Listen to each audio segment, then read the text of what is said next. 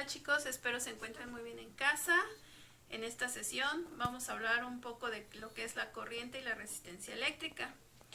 Bien, como ya habíamos visto, el modelo atómico está constituido por 3 partículas subatómicas y de esas 3 partículas el electrón es el único que está en movimiento, pues es el electrón el encargado o el responsable de esta corriente eléctrica.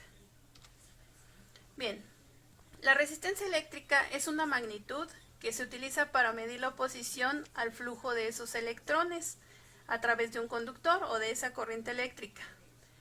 La resistencia eléctrica depende de la resistividad del material, de la longitud del cable o del componente eléctrico y la superficie transversal del mismo. Su fórmula matemática para poder obtener esta resistencia resistencia es igual a resistividad multiplicada por la longitud del cable o conductor entre la superficie del transversal del mismo o del conductor.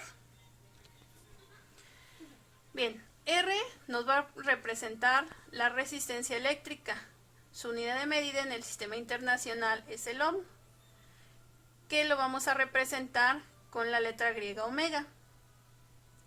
La letra griega ρ nos va a servir para representar la resistividad del material y su unidad de medida en el sistema internacional es el ohm por metro. L es la longitud del conductor y bueno, como es una unidad de longitud en el sistema internacional lo vamos a representar con el metro.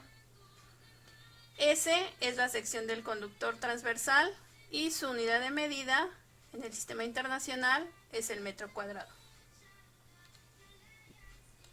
Bien, el personaje que estudió la relación entre esta resistencia, el voltaje que se les ha aplicado y la intensidad de la corriente fue Ohm, y él estableció una ley, lo que conocemos como ley de Ohm. Esta ley relaciona la resistencia eléctrica con la diferencia de potencial o voltaje al atravesar el cable o componente eléctrico y la intensidad de la corriente que circula a través de él. Su fórmula matemática es la siguiente: resistencia es igual a voltaje o diferencia de potencial entre la intensidad de la corriente eléctrica. La diferencia de potencial o voltaje, su unidad de medida en el sistema internacional es el voltio, y la intensidad de la corriente eléctrica, su unidad de medida en el sistema internacional son los amperios. Bien, de acuerdo a la resistencia que presentan ciertos materiales, los podemos clasificar en materiales conductores y materiales aislantes o malos conductores.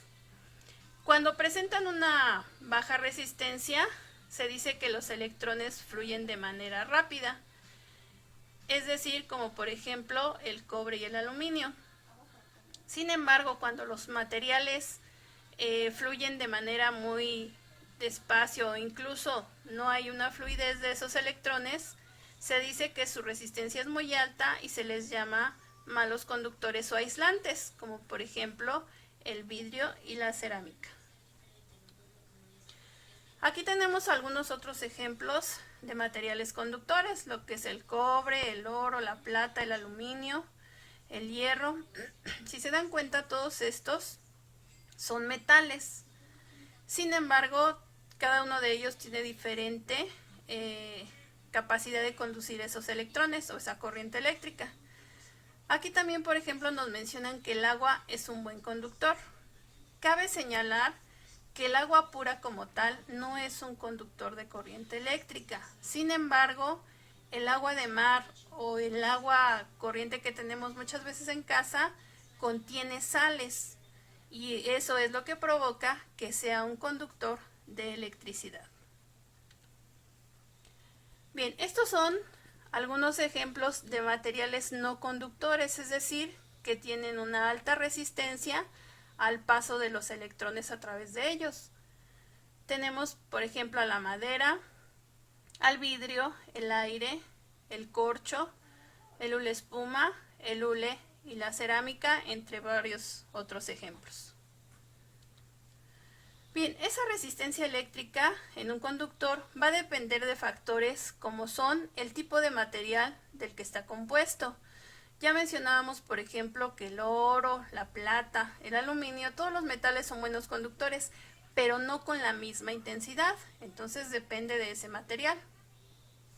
Otro factor es la temperatura a la que se encuentra, ya que cuando mayor es la temperatura, mayor es su resistencia eléctrica o no permiten tan fácilmente el flujo de esos electrones. Bien, la longitud.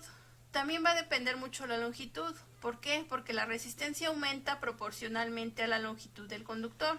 Es decir, si tenemos un conductor muy largo, su resistencia también va a ser muy alta al paso de esos electrones.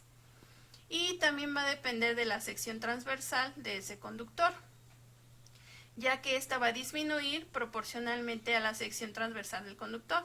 Es decir, si la sección transversal es muy pequeña, la resistencia también va a presentar una alta resistencia.